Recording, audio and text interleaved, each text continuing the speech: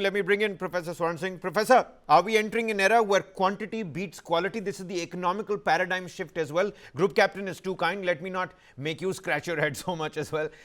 You've got cheaper offense that is deliberately designed to exhaust expensive defense.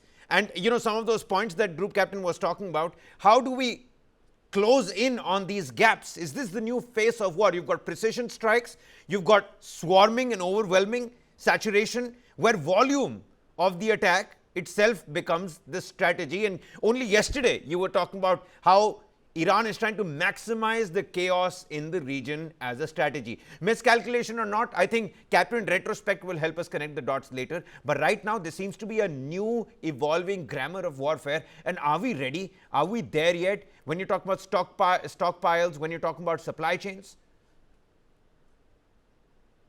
Indeed, Kabir, in the entire history of war fighting machines from ancient times, there has always been a cycle of offensive weapons having an edge and defensive weapons having an edge. So that cycle is always likely to continue. And second thing, in history of warfare, surprise has always been a very, very important element to ensure victory in any war fighting. So here what we are seeing is that by the time you think you have developed certain defensive systems to deal with incoming missiles, by that time, new things are going to be your challenge. And even now, when we are saying, even in the ideal circumstances, the hit ratio of interception is at best 90%. In June last year, Israelis who think they are the best in the world, along with American help, they had 86% of it in intercepting Iranian missiles.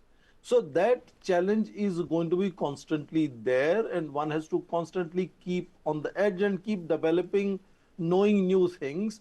But what I want to bring to the table is not just technology, but infusion of psychology with technology.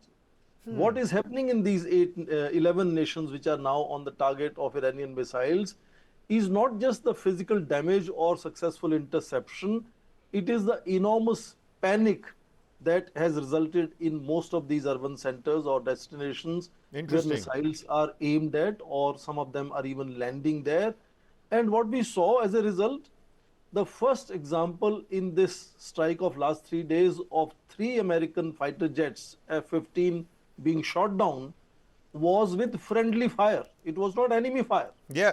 It was friendly fire that killed those 3.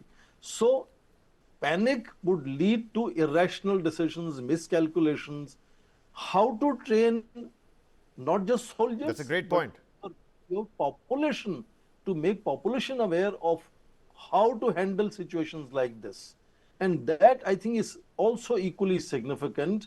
Though we will have to continuously work. Prime Minister in last Independence Day speech enunciated the idea of Sudarshana Chakra shield.